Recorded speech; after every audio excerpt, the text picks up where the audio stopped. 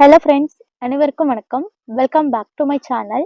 இன்னைக்கு இந்த பதிவில் எதை பற்றி தெரிஞ்சுக்க போகிறோம்னா, ஜூலை 14ஆம் தேதி ஆனி அமாவாசை வருகின்றது. அன்றைய தினத்தில் நாம் இவற்றை செய்தாலே கைமேல் பலன் நிச்சயம்.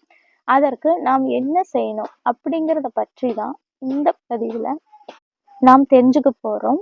ஆனி அமாவாசை முழு நாளும் சர்வ அமாவாசைன்னே சொல்லப்படுது. அன்றைய தினம் முன்னோர்களுக்கு தர்ப்பணம் செய்வதன் மூலம் நம்ம முன்னோர்களுக்கு 12 ஆண்டுகள் தர்ப்பணம் கொடுத்த ஒரு திருப்தி ஏற்படுமாம். அதிலும் மறைந்த முன்னோர்களுக்கு முறையாக பித்ரு பூஜை செய்தால் ஜாதகத்தில் உள்ள தோஷங்கள் எல்லாம் அன்று விடும் என்பது நம்பிக்கை. சூரியன் மிதுன ராசியில் பிரவேசிக்கும் மாதமே ஆனி மாதம் ஆகும். நமது வேத சாஸ்திரங்கள் ஒரு வருடத்தில் மொத்தம் 96 தர்ப்பணங்கள் இருப்பதாக கூறுகின்றது. தமிழ் வருட பிறப்பு, சூரிய கிரகணம், அமாவாசை, மகாலய அமாவாசை உட்பட 96 தர்ப்பணங்களையும் ஒருவர் செய்து சிறப்பான பலன்களை தரும் என்றும் சாஸ்திரங்கள் சொல்லுகின்றது. அந்த வகையில நமக்கு செவ்வாய்க்கிழமை அன்று ஆனி மாத அமாவாசை பிறக்கின்றது.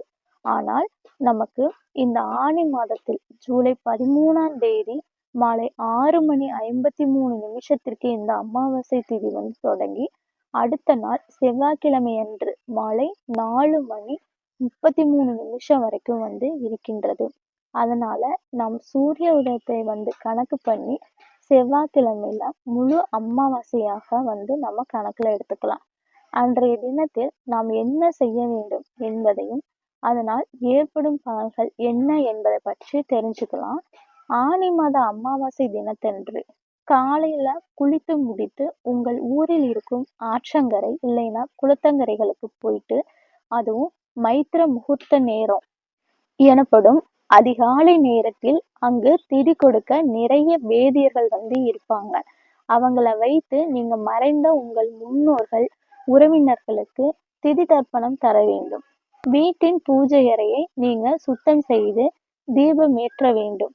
பின்பு உங்கள் வீட்டில் இருக்கும் மறைந்த முன்னோர்களின் படத்திற்கு பூக்கள் வைத்து தூபங்கள் எல்லாம் காட்டி வணங்க வேண்டும்.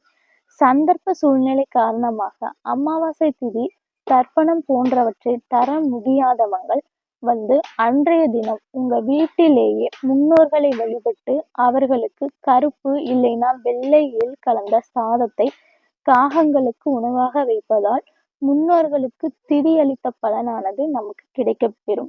மேலும் தொழில் மற்றும் வியாபாரங்களில் ஈடுபடுபவர்கள் மற்றும் நோய்களால் பாதிக்கப்பட்டு உடல்நலம் தேறி வருபவர்களும் இந்த ஆனி அமாவாசை தினத்தில் திருஷ்டி பூசணிக்காய் இல்லைன்னா எலுமிச்சைம்பழம் வாங்கி அதன் மீது கற்பூரத்தை வைத்து கொளுத்தி உங்கள் தொழில் வியாபார இடங்களை திருஷ்டி கழித்து அதற்குரிய பூசணிக்காயை உடைத்தும் எலுமிச்சைம்பழத்தை நசுக்கியும் திருஷ்டி கழிக்க வேண்டும். இந்த ஆனி மாதம் இறை வழிபாட்டுக்கு ஒரு சிறப்பான மாதமாக இருக்கின்றது. இந்த ஆனி மாதத்தில் வருகின்ற அமாவாசை தினத்தில் மேற்கண்ட இந்த முறையில தர்ப்பணம் மற்றும் திதி தந்து முன்னோர்களை வழிபடுவதால் குடும்பத்தில் தரித்திர நிலை நீங்கி சுபிஷங்கள் பெருகும் அப்படின்னு நம்பப்படுது. மேலும் இப்பொழுது வரை குடும்பத்துல இருக்கிற யாராவது ஒருத்தவங்களுக்கு திருமணம் ஆகாமல் தள்ளி போய்கிட்டே இருக்கு அப்படிங்கிறவங்களும் அந்த நபர்களுக்கு விரைவில் திருமணம் நடக்கும். வீண் பண விரயங்கள் ஏற்படுவதும் நீங்கும். வெளியிடங்களுக்கு செல்லும் முயற்சிகள் எல்லாமே வெற்றி பெற ஆரம்பிக்கும். எடுக்கும் முயற்சிகள் அனைத்திலுமே வெற்றிகள் உண்டாகும். இது மட்டும் இல்லாமல் காரிய தடைகள் எல்லாமே நீங்கும்னே சொல்லலாம். இது போன்ற ஆன்மீக தகவல்களுக்கு நமது சேனலை சப்ஸ்கிரைப் பண்ணி வச்சுக்கோங்க. மீண்டும் வேற ஒரு பதிவில் சந்திக்கலாம். நன்றி, வணக்கம்.